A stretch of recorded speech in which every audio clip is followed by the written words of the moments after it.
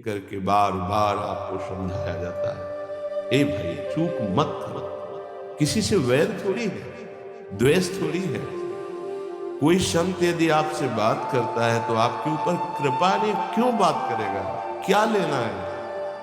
आपको लगता है हमारे द्वारा कुछ चलता है, हम कुछ हैं? नहीं नहीं, भ्रम मत करिए, कोई भ्रम मत करिए। आपके लिए वो आपसे बात करते हैं, आपके कल्याण के लिए आपसे बात करते हैं, आपके कल्याण के लिए वो आपको डांटते हैं, आपके कल्याण के लिए आपको दुलार करते हैं। दोनों बातें समझ लीजिए। जो लाडली लाल में चित्त लगाए हुए हैं उनको कहीं किसी सुख की आकांक्षा नहीं, सच्चाई से समझ लीजिए। अगर वो सुख का कहीं खेल खेलते तुम्हें नजर आ रहे हैं, वो तुम्हारे लिए, तुम्हें दुलार कर रहे हैं, निकल चलो। तुम्हें डांट रहे हैं, निकल चलो। तुम्हें प्यार कर रहे हैं, निकल चलो। तुम्हारे मन को अपने प्यार में फांस करके श्री जी के चरणों में समर्पित कर देना, यही काम। ये सब संतों का यही कार्य, तुम्हारे संसार के प्यार में फैले हुए मन को समेट कर अपनी वाणी, अपने प्यार के बल से उसे प्रियालाल के चरणों में समर्पित कर। पर आपके अंदर ये चाह हो जाएगी, तभी आप उस प्यार को समेटने में सहयोग दे पाएंगे। मुझे अब इस ब्रह्मा के रचे हुए माया से मुक्त होना, पर आप तो इन खिलौनों में राजी हैं, और जब इन खिलौनों से मन को हटाने की बात कही जाती है तो आपको बुरा लगता है। आपसे जिसे कहा जाता है कि अब आप ऐसे रहिए, मनोचिन्हारो ना, आपको लगता है कि हमारे संबंधों में प्रहार कर रहे हैं। तुम्हारे संबंध जितने हैं इनका प्रहार पहले हो चुका है काल के द्वारा, तुम इनको नहीं रोक पाओगे। काल पहले ही काट चुका है सारे संबंध। बस तुम संबंध का राग लेकर के यहां से जाओगे, दुर्गति हो जाएगी। और संबंध को प्रियालाल के चरणों में समर्पित करके जाओगे तो सदगति हो जाएगी, अनुराग हो जाएगा।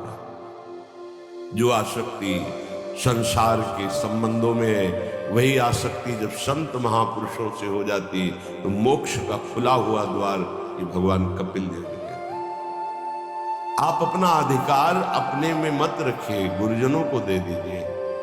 अब हमारे जीवन की बागडोर आपके हाथ में है, आप जिस दिशा में चाहें ले चले। हमारा केवल आपकी आज्ञा पालन करना कर्तव्य। तो कह रहे कदापि चिन्मयादुपरि चेत स्पृहा रोहिणी। यदि तुम्हें इस चेतन अचेतन जगत से मुक्त होने की इच्छा जागृत हो गई है तो पहला स्नेह का संबंध किसी से मत रखिए।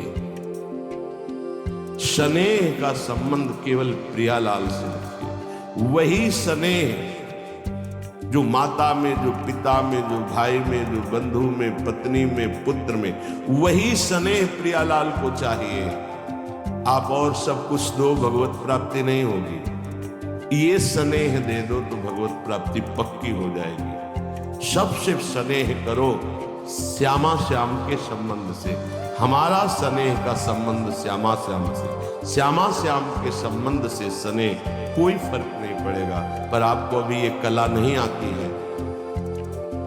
आप जब तक एक बार समस्त संबंधों के स्नेह को बटोर कर प्रियालाल के चरणों में समर्पित नहीं कर देते, तब तक आपको लगेगा, वाणी से बोलोगे कि सब भगवत भाव से, लेकिन पूरा राग यही है, ये हमारे अमुक है, हमारे अमुक है। इसलिए इस रहस्य को समझो, पहले हटो, फिर जब वो राग अनुराग में बदल जाता है तो फिर पूरे विश्व से प्यार करो, कोई फर्क नहीं पड़ेगा। सब जीवन सुख प्रीति रीति निभात आपने, क्योंकि वो रीति जानता है। हमारी रीति श्यामा श्याम के संबंध से ही सबको मानना। एकांत की रति विधान करो, शब्दों को समझिए। एकांत की रति विधान करो, अर्थात हमारे हृदय देश में केवल इष्ट और गुरुदेव के सिवा किसी से प्रीति नहीं। और बहुत इस बात से हम कमजोर हैं।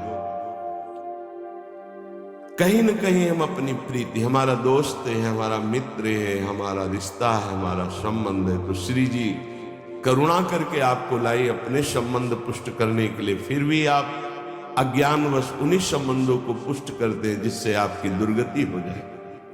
जो आपके अरे एक हिरण के बच्चा के संबंध ने एक जन्म नष्ट कर दिया, फिर और किसकी बात करें। इसलिए एकांत की रति विधान करो। एकांत की आपकी रति हो चुकी है, इसका परिचय आपके सामने भारी विपत्ति आई, मन केवल श्री जी में, भारी संपत्ति सुख संपदा केवल श्री जी में मन, यह है एकांत की रति। अब उसको कोई विचलित नहीं कर सकता। जहां विषयी जन रहते हैं, विषयी जन संभाषण करते हैं, उस स्थान में, उस भीड़ में, उन लोगों के बीच में अरुचि हो जाना। रति मदन मोहने विदधताम तदेकांतिकी। एकांत की भक्ति, विरति, जन समुदाय, प्रपंच भाषण करने वाले, इनसे संबंध है। ना संतु जनतापने प्रतिवसंतु वृंदावने। जनता अर्थात केवल विषय प्रपंच की वार्ता करने वाले, तापने हृदय में ताप पैदा हो उनके संग नहीं, मुझे संग कोई भी हो, प्रिया प्रीतम से तुम्हें मतलब नहीं, उनकी चर्चा से मतलब नहीं, उनके संबंध से मतलब नहीं, तो हमारा आपसे क्या संबंध। देखो, जगत के संबंध प्रियता दिखा करके भोग सामग्री दे सकते हैं, धन दे सकते हैं, व्यवस्था दे सकते हैं, पर प्रियालाल की प्रीति नहीं। पूज्य श्री रघुनाथ दास गोस्वामी जी जब अपने गृह का त्याग करके महाप्रभु चैतन्य देव की शरण में गए, 2-3 दिन जो महाप्रभु को भिक्षा आती थी उसी से महाप्रभु ने को लगा नहीं, जीवन जब महाप्रभु को समर्पित है तो हमको जीने का ढंग सीखना चाहिए। कैसे हम विरक्त होकर के जिए। इतने में घर से भेजे हुए बहुत से सेवक, रुपया, सामग्री, रसोईया सब आ गया, क्योंकि बहुत बड़े धनी थे उनके पिताजी और पिता के भाई, दोनों के बीच में एक लाडले पुत्र थे पूज्य श्री रघुनाथ दास गोस्वामी, जिनकी समाधि राधा कुंड में